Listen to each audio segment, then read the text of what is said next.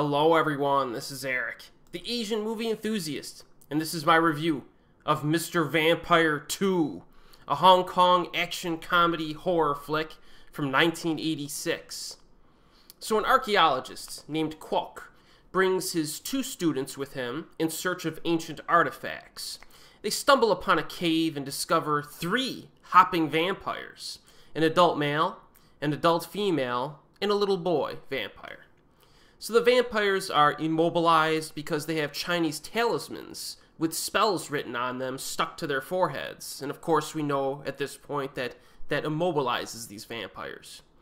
So Kwok decides to bring them back to his place of study and decides to sell the boy vampire on the black market.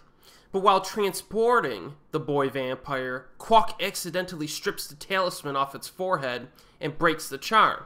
So the creature awakens and escapes. All mayhem breaks loose. Problems eventually arise with the adult vampires as well, as they eventually break loose along the way. So our good friend Dr. Lam, played by Ching-ying Lam, comes to the rescue eventually. So the film begins with the three archaeologist characters who are stumbling around in a cave and screwing things up. It's pretty entertaining stuff, despite not utilizing much martial arts at all, for the most part. One of the guys gets attacked by vampires for quite a while in his workshop, and he only has one magical talisman to use between the two vampires, which is a pretty interesting scene, because when he immobilizes one vampire, the other one comes at him, and then he'll take the talisman off and stick it on the other vampire, and then that one will come after, so he's in a tough situation, but it's a pretty fun, creative scene. We also get some time with a random little girl who just appears out of nowhere and befriends the child vampire who escaped earlier. It's kind of cute in a silly way, I guess, but as a side plot, it's kind of a big downgrade from the lady ghost of the original film, which was far more entertaining. So you get this kind of silly side plot involving little kids and who are playing with the kid vampire in this. The odd thing about Mr. Vampire 2 is that our three main characters, played by Ching-ying Lam, Yun Bao, and Moon Lee, don't even show up until the 36-minute mark of the film. So the first 36 minutes are, you're with these three archaeologist side characters and with the little kids with their little vampire buddy.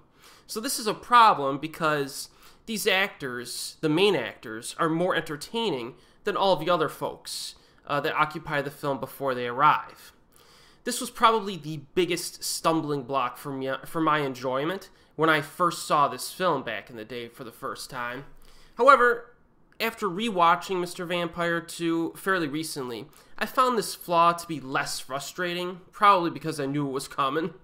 And there is some good stuff during that opening half hour. It's not hitting on all cylinders or anything like the first film, but there's enough there to get you by until our main leads come into the film. Now, would this film have been better if we started with Ching-ying Lam, Yun Bao, and Moon Lee from the very first minute? Yes, it would have been. But it's not a fatal flaw. The film is quite watchable. Now, the big set piece in this movie near the midpoint has our three main characters in a fake slow motion scene that is primarily not played in slow motion, if that makes any sense to you. So you basically have, I think they shot most of the scene normally, and in the film it's played at normal speed, but all of the actors act like they're in slow motion. So it's not something you see very often in films from anywhere. So it was actually really interesting and kind of fun to watch. These actors kind of act like they're running in slow motion and the vampires coming at them. It's pretty, you get some chuckles out of it. There's a scene that uses wire work quite well that shows the vampires hopping on cars, which was pretty cool. These Mr. Vampire films do not really define their time period at any point, so at times it's difficult to tell exactly what year they take place in. But this installment, Mr. Vampire 2, is definitely more contemporary. The presence of cars makes that obvious, and it provides something a little bit different from the original film because of that aspect. And although I do appreciate Mr. Vampire 2 more than I used to, it is simply not as impressive as the original film. So, the subplots are less interesting, and I still think that Moon Lee does not get enough screen time in this when all is said and done. So this was the last time she would appear in the Mr. Vampire film franchise, so I really would have liked to have seen her get a legit fight scene at some point that showcased her athletic abilities. You know, I see it in my head. Moon Lee versus hopping vampires. It's too bad we never really got that, you know what I mean? But that's alright. Also, the finale of this film is not quite as satisfying as the original, but still, I do moderately recommend this movie. You know, it's a spooky good time, I guess I would call it. When I'm done with this Mr. Vampire review project on this channel, I will give you a ranking of the films so you know which ones to watch first.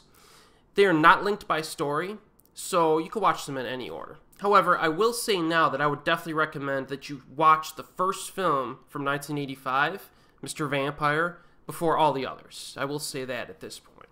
So Mr. Vampire 2 is available on DVD and Blu-ray with English subtitles.